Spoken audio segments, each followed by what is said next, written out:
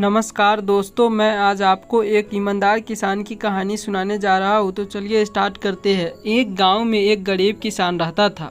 वह बहुत ही ईमानदार और मेहनती किसान था। वह अपने छोटे से खेत में काम करता और बहुत ही खुश रहता था। पूरे गांव में किसान की ईमानदारी के बहुत ही चर्चा थे। उसका एक दोस्त था जो उस गांव के राजा के यहाँ सिपाही का काम करता था। वह किसान से उसके घर रोज मिलने जाता था। एक बार राजा ने अपने दरबार में एक ऐलान किया कि उसके बगीचे में काम करने वाला एक अच्छा सा कारीगर चाहिए जो उसके बगीचे के पेड़ पौधे और फूलों का ध्यान अच्छे से रख सके। राजा का यह ऐलान सुनकर किसान के दोस्त सिपाही ने सोचा कि यह सही मौका है कि किसान से मित्रता निभाने के नाते मैं उसे यहाँ बगीचे में एक काम दिलवा दूँ। उसका वह मेरा साथ भी रहेगा एवं किसान का भला भी हो जाएगा। यह सोचकर उसने राजा से कहा कि महाराज, मैं आपके लिए एक ऐसे आदमी को लेकर आऊँगा जो यह काम अच्छे से कर लेगा। सभी राजा ने उस सिपाही को आदेश दिया कि जाओ, कल से ही बगीचे में काम करने के लिए कह दो। उसी वक्त वह सिपाही अपने दोस्त किसान के पास पहुंच गया और उसने किसान को बगीचे में काम की सारी बातें बता दी और किसान ने भी काम करने के लिए खुशी खुशी हाँ कर दिया।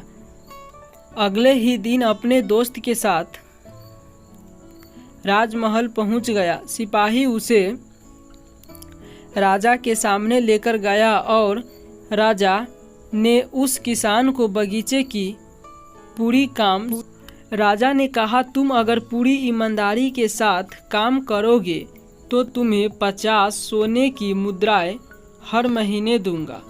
किसान खुशी खुशी बगीचे में काम करने के लिए हाँ कर देता है और वह उसी वक्त बगीचे में काम करने लगा।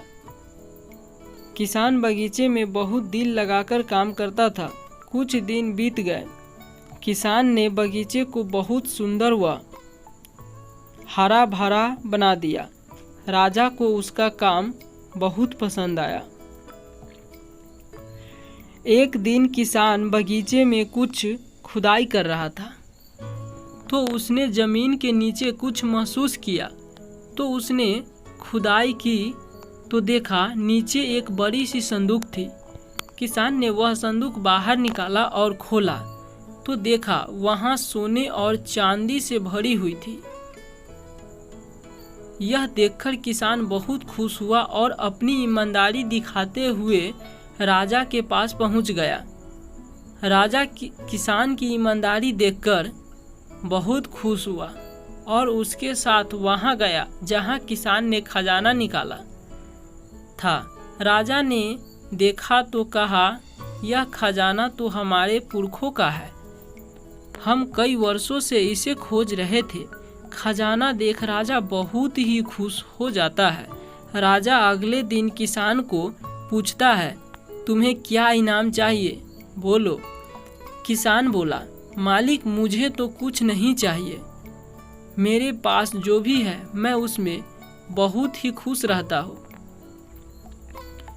राजा उसकी इतनी अच्छी बात सुनकर और खुश हो गया और उसने किसान को अपना मंत्री बनाने का फैसला भी कर लिया।